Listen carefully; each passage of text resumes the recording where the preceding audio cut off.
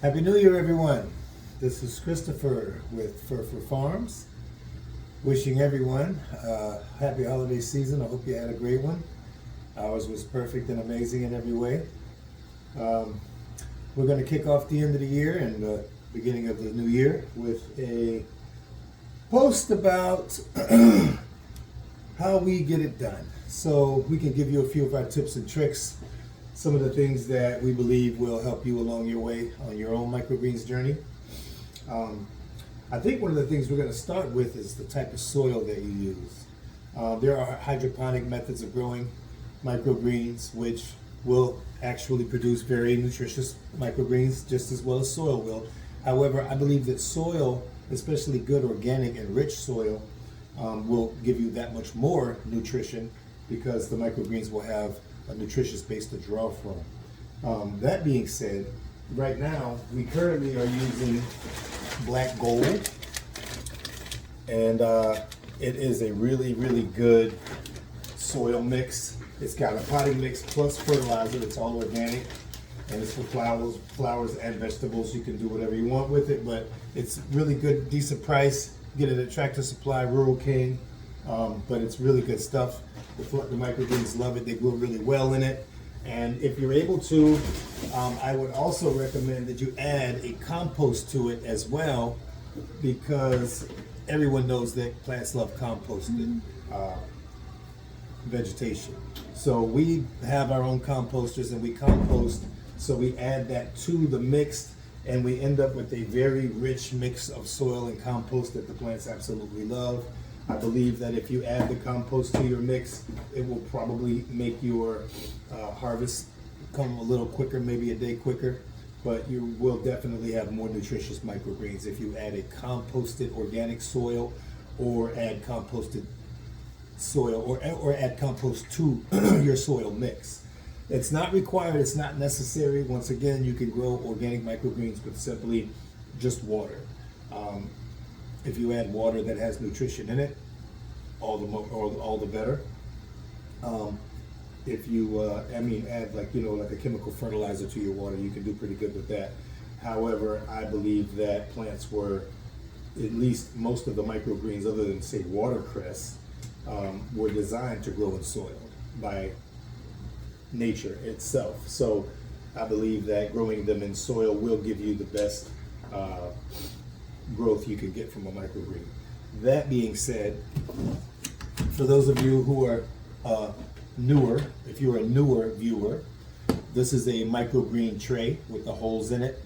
This is the bottom tray that captures the water. We put one inside the other.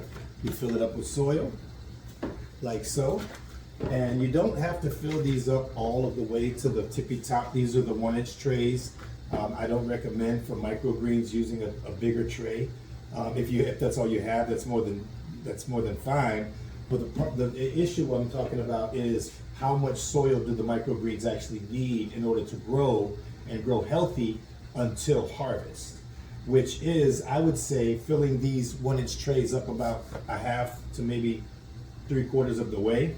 I wouldn't fill it up all the way because it would kind of be like wasting soil. You don't really need that much soil because there's enough nutrition in a half a tray of the soil to get pretty much any microgreen to harvest level, and then actually last a few more days after that before the abundance of microgreens in the tray will start fighting for the few nutrients that are left in the soil. But if you're just trying to get to the harvest state to the microgreen stage with soil, I recommend filling the tray up about halfway to about 3/4 of the way. You don't have to get it all the way full. That's such a waste. You'll go through a lot more soil and it's not required. So let's see. Another thing is if you're new to growing microgreens, you might want to grow certain microgreens that have a harder hull or a harder shell. And if you do grow a microgreen that has a harder hull or a harder shell, such as cantaloupe or peas or sunflower, these are all known to take a lot longer to germinate if you don't soak them in water first. So for peas, I recommend soaking them in water. For sunflower, same thing. Soak them in water. I would say anywhere minimum 6 hours, but most people recommend about 6 to 8 hours. I say 8 to 12 hours. In our experience, if you give them a slightly longer soak, they germinate a little bit faster. But I wouldn't want to soak them for longer than 12 hours, just because you get mold issues when you run into too much humidity, too much moisture. You can run into mold issues, and you don't want to, drown them. So I definitely wouldn't soak them for longer than 12 hours. But that being said, we have had our schedule not get us home in time to take them out of soaking, and we've had some soak for 24 hours that still germinated perfectly. So that will happen, but how often will that happen, and how wise is it to soak them for longer than 12 to 16 hours? I wouldn't say it's wise. I would say keep it around 12 hours.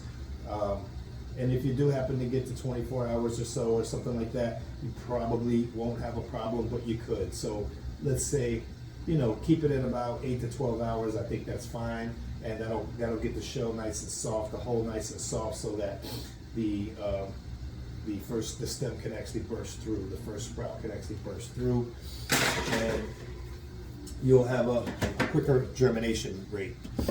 Let's see, what else did I want to talk about? Well, I'll tell you, we've grown about 29 different varieties. Actually, probably at this point about 32 or 33 different varieties of microgreens that we've tried to grow, or that we've grown successfully, sold at farmers markets and in stores.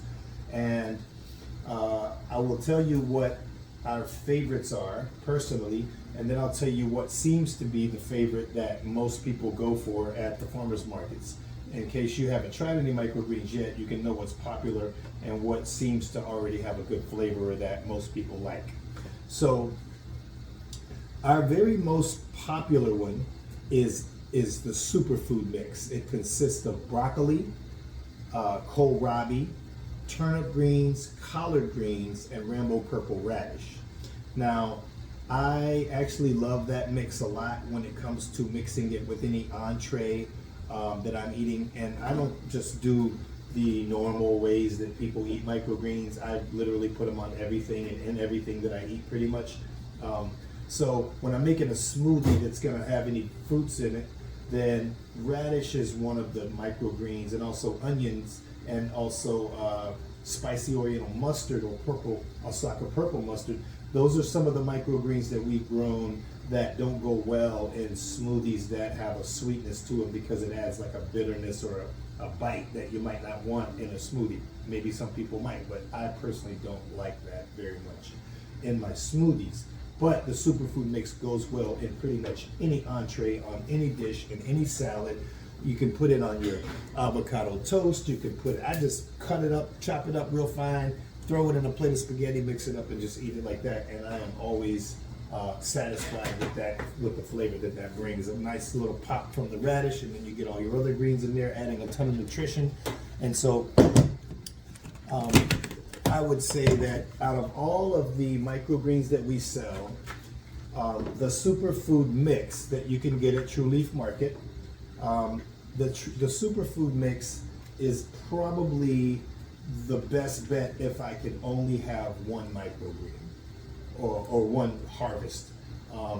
It would be that mixture, because not only are you getting great flavor from them all, but you're not just getting broccoli, which is, of course, everyone knows it's the microgreen that has the highest nutrient profile.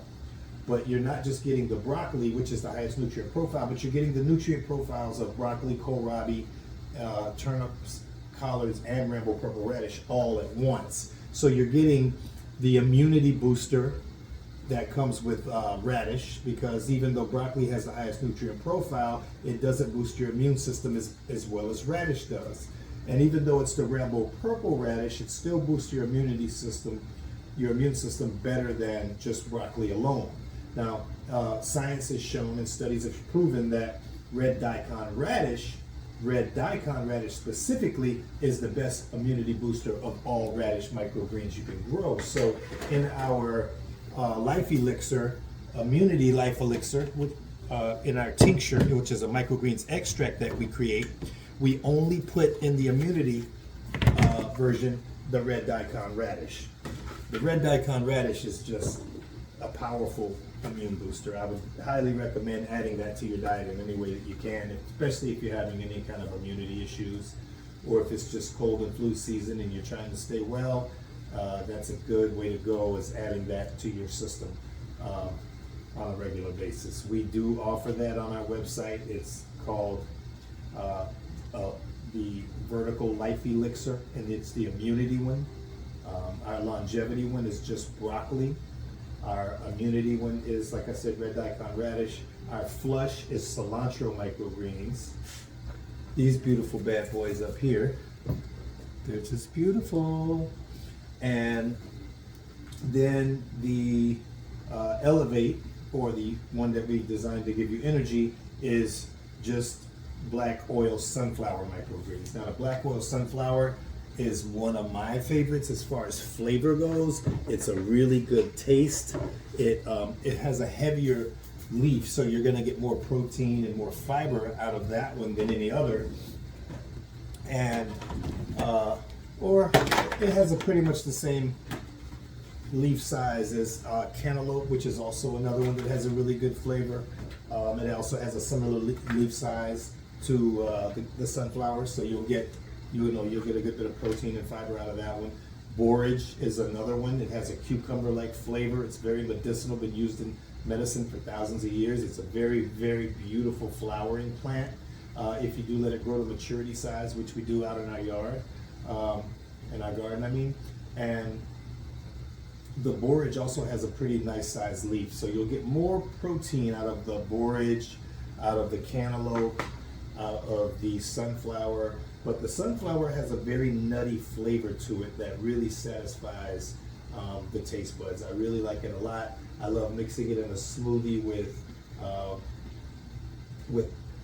Bolt House Farms' mango, amazing mango. You can get it at all the different places. I think they even sell it at Walmart, but there's a smoothie, not a smoothie, it's like a mango puree. It's just mango in it.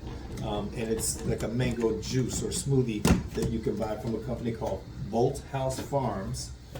And you mix that in a blender with a bunch of sunflower microgreens, and you will be bewildered with a new flavor that you've never had before.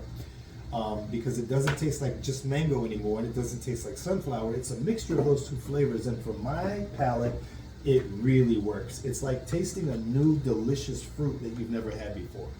But you're also getting good fiber, you're getting a lot of protein, and really good nutrition all around. So and for you guys who really like sweet stuff, you're getting your sweet tooth satisfied as well, in a healthy way that's not going to spike your glycemic index the way more sugar-based desserts and smoothies and such will.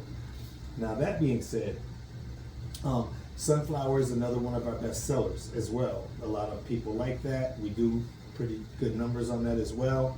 But like I said, our best seller overall is going to be the superfood mix.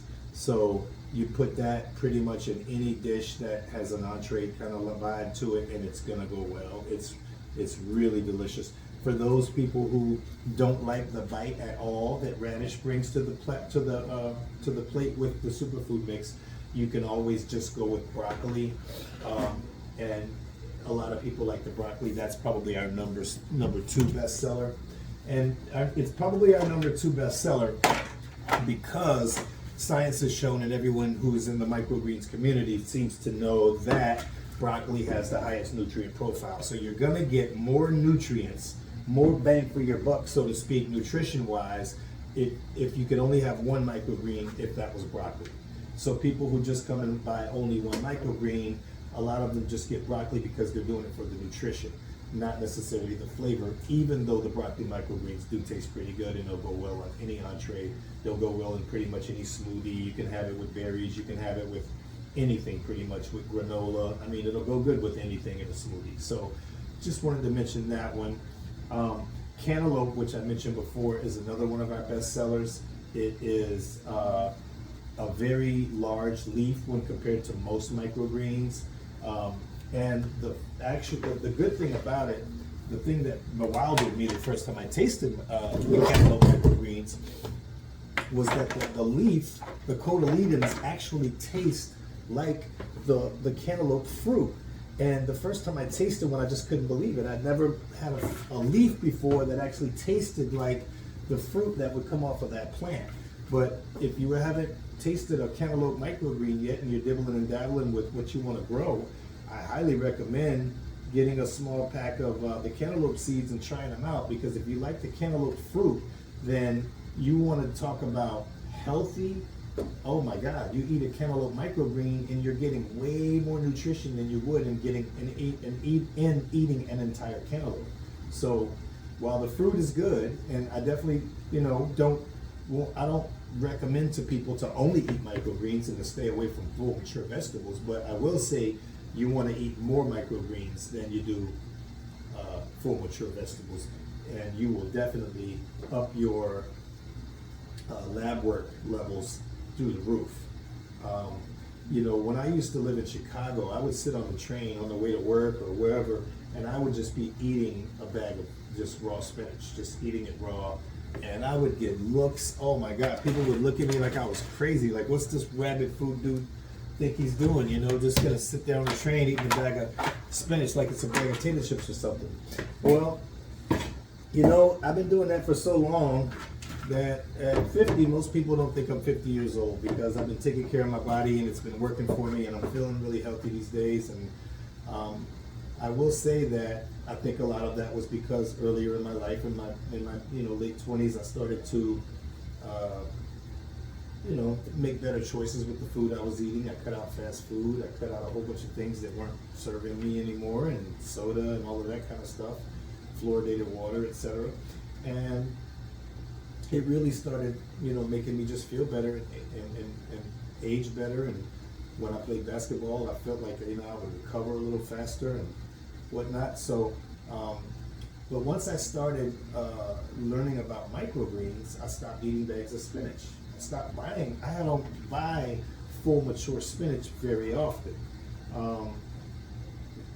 I don't just eat bags of that anymore. I would rather just eat a package of microgreens, because I would get more in just a cup of microgreens. I would get more nutrition than I would eating 2 bags of that spinach.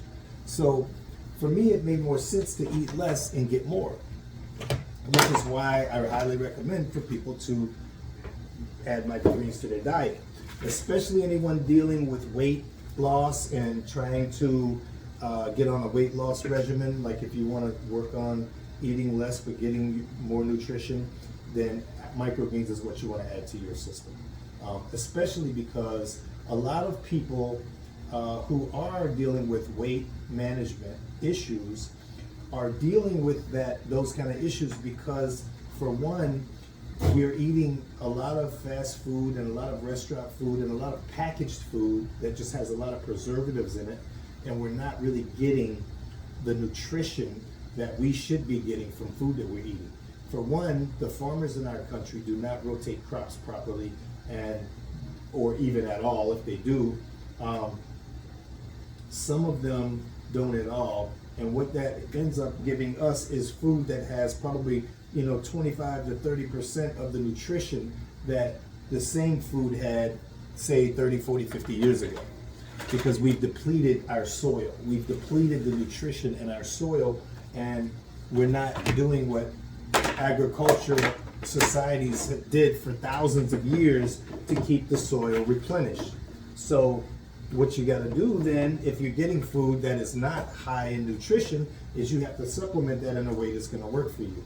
And just eating a couple of different microgreens every day will add so much to your system in the form of nutrition that your body will work better. Your metabolism will work better. Your mind will work better. Your brain will work better. You will think more clearly. The things in your body that require certain nutrition that you haven't been getting will start to work for you and work better for you now, because you're getting it the nutrition that your body was designed to have. That being said, metabolism is one of those things. Your metabolism requires certain nutrients, and if you don't have those nutrients, then your body can't metabolize properly. Your body can't process sugar properly. Your body can't do a lot of things properly if you don't give your body the nutrition that it needs in order to maintain those functions. So I highly recommend adding microgreens to your diet on a regular basis. Regular basis meaning like daily eat a cup of microgreens. And you don't have to break the bank to do this. You can grow these at home. It's really simple to do. I mean, I can literally teach a 5 or 6 year old kid how to grow microgreens. It's not difficult at all. I don't care if your thumb is green or black, you can grow microgreens. It's not difficult to do. Once you germinate, which just requires you spraying the seeds, you know, a few times a day just to keep them moist until they germinate. Once they germinate, it's as simple as lifting up the tray, adding water, walking away once a day. Add a cup of water. You start off with about a half a cup, you move up to a cup, and then by the time they're getting ready to harvest, you're almost at, you know, a cup and a half or so, depending on the green. Some greens drink more water than others. So you have to kind of learn, in your microgreens growing journey, you're going to learn which microgreens suck up more water than others. Like for example, radish grows faster than most other microgreens. It's the one that we've seen grow and be ready to harvest in only 6 days. That's the fastest we've ever seen any microgreen harvest and be ready for harvest. And that was with ideal soil and the ideal conditions. That might not be everybody's experience because there's a lot of factors that go into how fast you will be able to harvest your microgreens.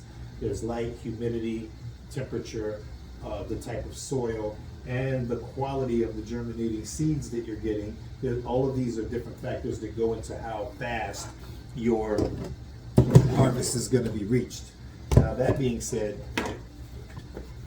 I want to get back onto the topic of nutrition because I think that a lot of people really don't know much about nutrition because we're not taught that much about nutrition in school, and much of what we are taught is outdated or even faulty information.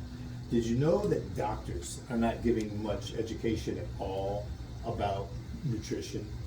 My own father was a doctor, didn't receive any education about nutrition in school beyond just something very, very basic. So unless someone is actually a nutritionist or a dietitian, they probably don't know much about diet at all. Most people have a general awareness that if you eat green vegetables, if you eat good, fruits and vegetables more than other stuff, you're going to be generally healthier. But having specific knowledge about those areas, it just is not in the education system that doctors go through in order to receive their degrees. So this is why you have a prevalence of doctors asking you what's wrong with you, and then when you tell them, before they offer for you to change the lifestyle environmental factor that caused the issue in the first place, they would rather just give you a pill because that's what they're taught at school.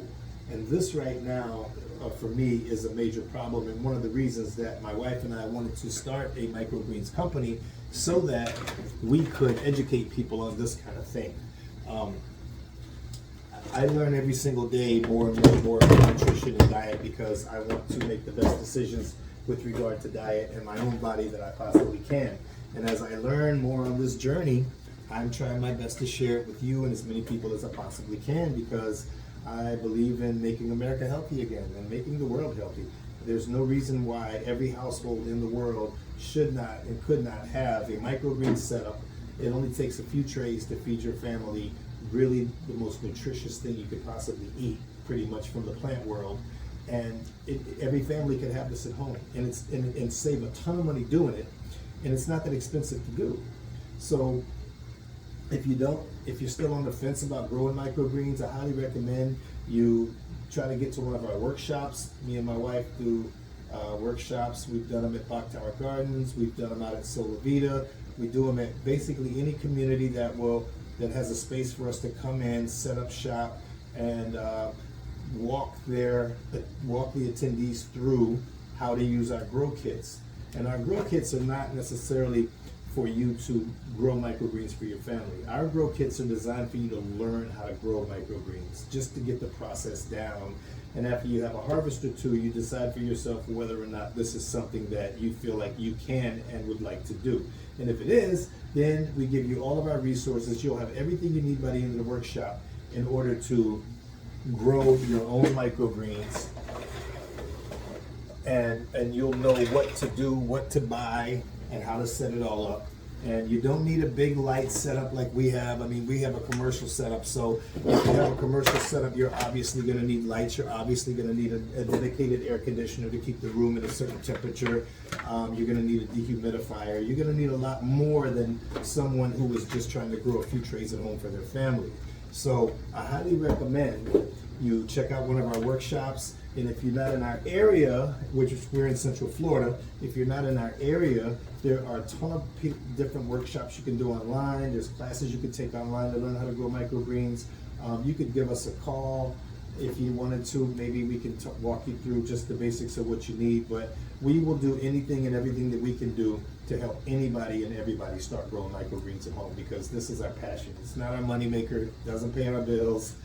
We actually lose money a lot in our microgreens venture because, you know, some farmers markets people don't come out, or sometimes we just, you know, don't sell as many, and we grow a lot, and it costs money to grow them. It's not cheap, you know. Our light bill's $500 every month or more just because of the lights and the AC that's dedicated to this system.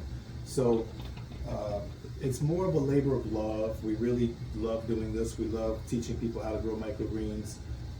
And we think it's one of the healthiest things a human being can eat, and that's why we do it. We really want you to know how healthy this is, and that you should be doing it. So let's see, 2, 4, 6, 8, 10, 12, 14, 16. Yeah, I'm planning 16 trays right now, and I thank you for being here with me. You can walk through this with me, and I will show you the process of how we do it. So you can see how simple this is.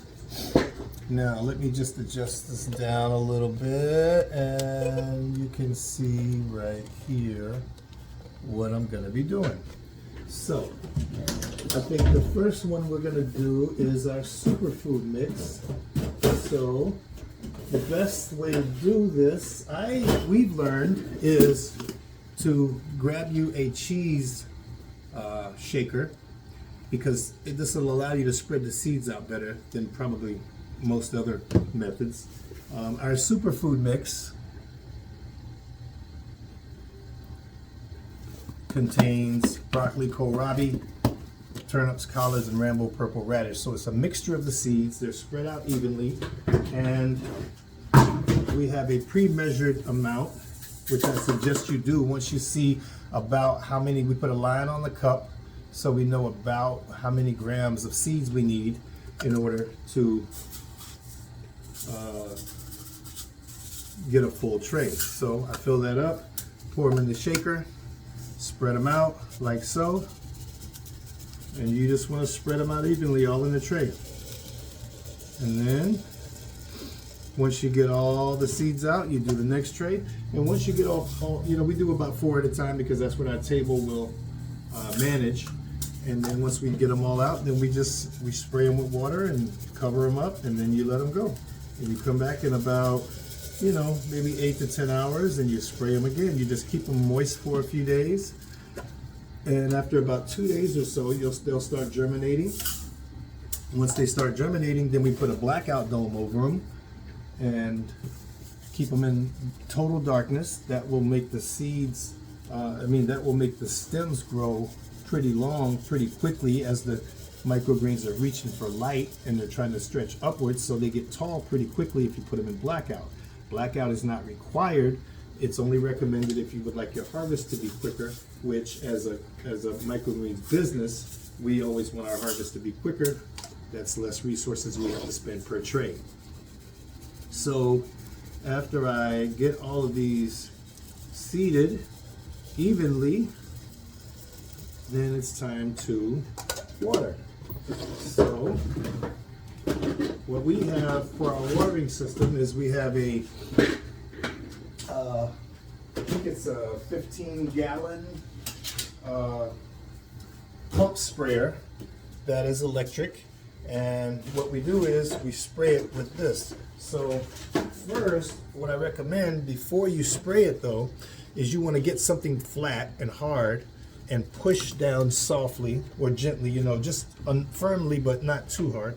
But you want to press the seeds into the soil a little bit so that they're actually in the soil and not on top of the soil. And if you just press it in there gently, and you wiggle it a little bit, you press them all in there, and that way the seeds are getting everything that they need in order to germinate, which is water and to be touching soil. So we press all those down, you get them all pressed into the soil. So what I recommend is cutting out a piece of wood that's about 10 by 20. You can even measure it, measure the tray you have. And if you have a 10 by 20 tray, then you want to measure out something like this. It's 10 by 20 and it just fits right in there. You press it down and then it makes it really simple. But there's a lot of ways to do it, and if you don't have something like that, you can even use your fingers to press them down into the soil. Whatever it takes to get them pressed into the soil will work. So now we just spray them lightly. You want to get the soil, you want the soil moist, not soaking wet. But cover everything and make sure that you get everything wet and a good bit of water on them all, and that's enough. And they will germinate. If you keep doing this, come back in about maybe 8 hours or so and do it again. And then after you get them all wet, I would recommend covering them with another tray or something else that will keep them in darkness. Now, one thing about this is if you cover your trays with another tray like this is what we do. We cover it like this. So it does lend for a little bit of air to get in around the sides more so than in the middle. So for situations like that, you want to just spray a little extra water around the edges and not so much in the middle. But that way then, especially if you have a fan going in the room like we do and an AC and a lot of air is moving, the outside of it is going to dry faster. So we keep that a little more moist in the middle. Just a little tip that we've learned over the years of doing this, and we're just trying to give you our best advice on what would be best for your setup. So you cover each of the trays. Some people stack them for added weight, but that would be, you can stack them like this and it adds weight. It simulates soil being on top of the seeds, and some people say that makes them germinate faster. We, however, have in our experience found that is not necessary. And if you're only doing 1 or 2 trays, that may be great, but when you're doing 16 trays or 40 trays or however we may be growing at the time, then you have to unstack them all in order to water them again. So we don't do that, and we found that it is actually not necessary at all to do that. So, but I just want to bring up what some other microgreens growers do that we have seen, in the process of learning how to do this ourselves. Now, I'm going to keep going and bring 4 more new trays out here. I think this is going to be, I think I'm going to do broccoli next. And I also have some sunflower and peas, but I can't do those until later tonight because they're going to have to soak, and they've only been soaking for a few hours so far. Now, we have our can, and we just need our measuring cup for broccoli, which is here. And we're going to fill it up about to the line. A little too much in there. And then we'll fill that up. And spread them out the same. Do the same, just spread them out evenly. And same thing again.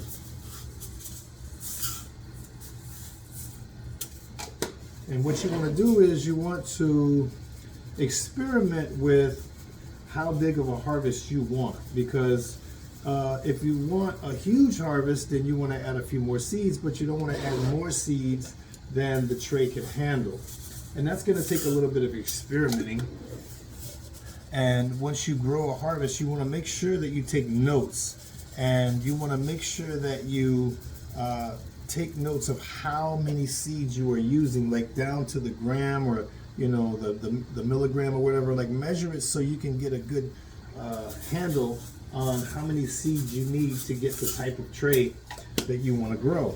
And what you might want to do is grow multiple trays and grow different amounts of seeds in each one, so you can see what it takes to get each tray to maturity at different numbers of seeds. And also you can analyze them side by side as they're growing and see a few other different factors, like how much water it needs if you add more seeds, and how much less water it needs if you have less seeds. But once the harvest comes, you can ask yourself, well, is this too much? Are they starting to yellow? Are they fighting for nutrients before the harvest is before they got to maturity or to the microgreen stage? So I highly recommend you pay attention, take notes of what you're doing, and you'll have a better time at this. So that's 8 trays seeded already. We're going to do 8 more. Let's see here. We just wet them all up.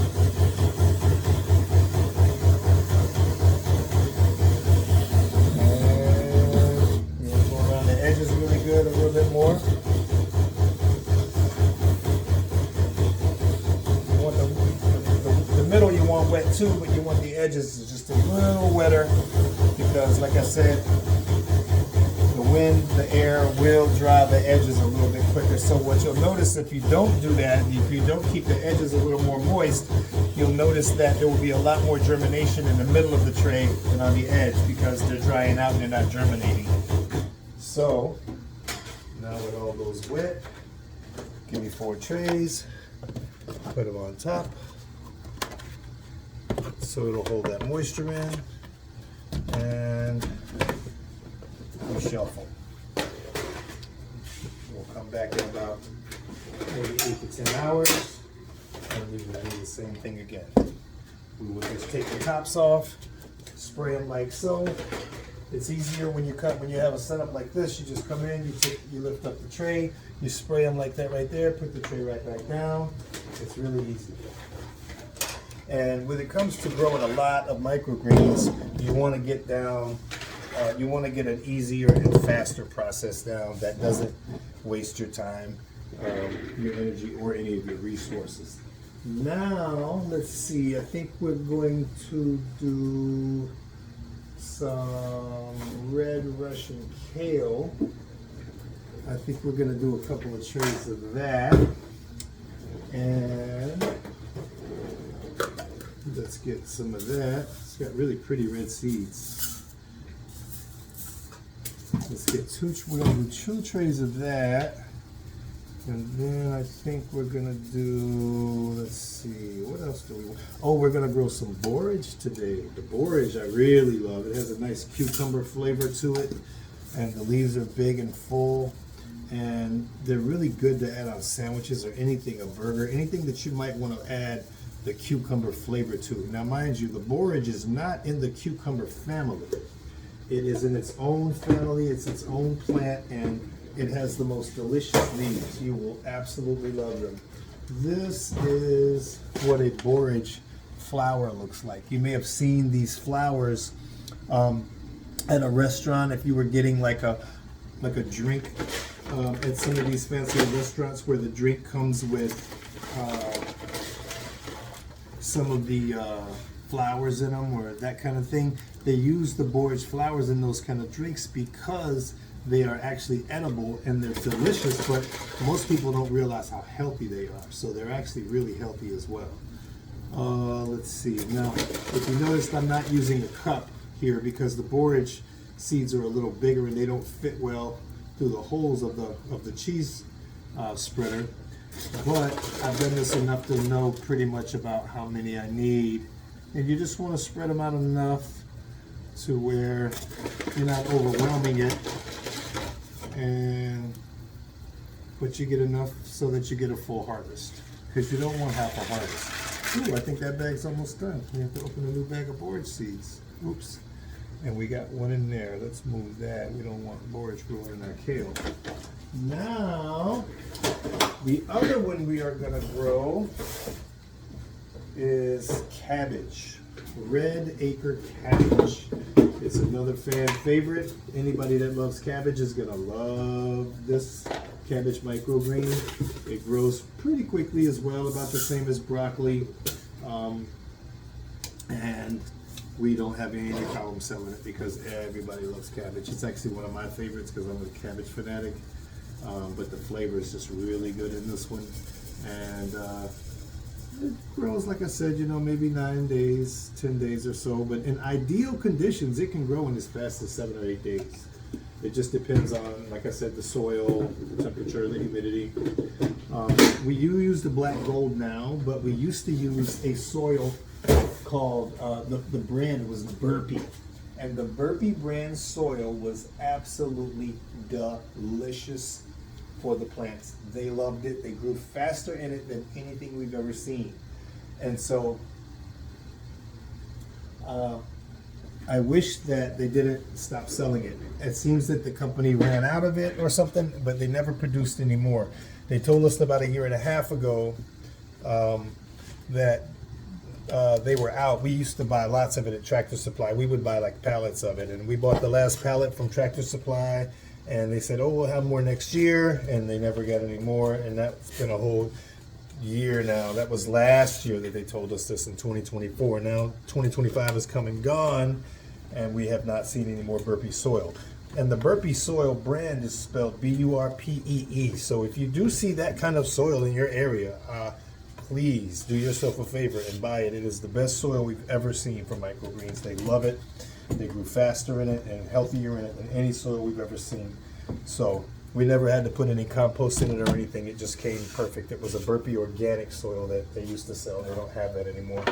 But I really hope they get it again at some point.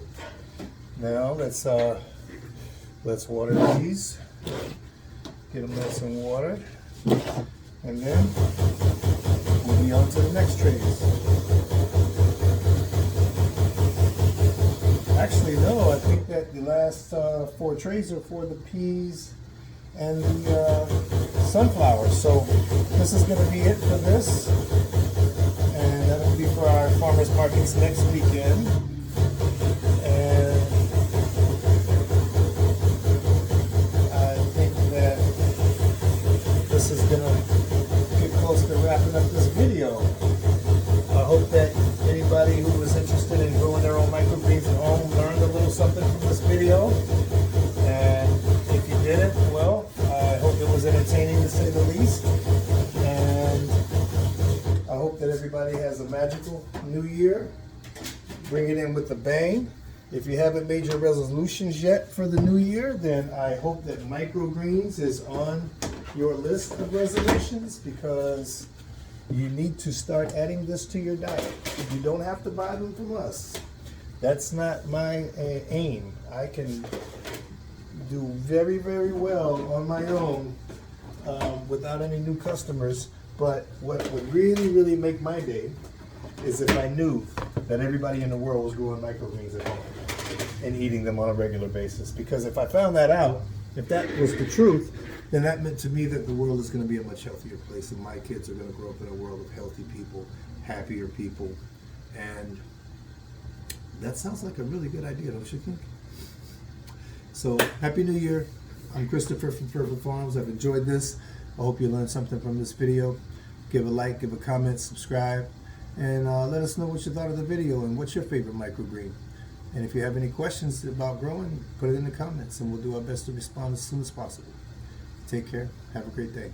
And once again, Happy New Year from Ferpher Farms. We love you guys.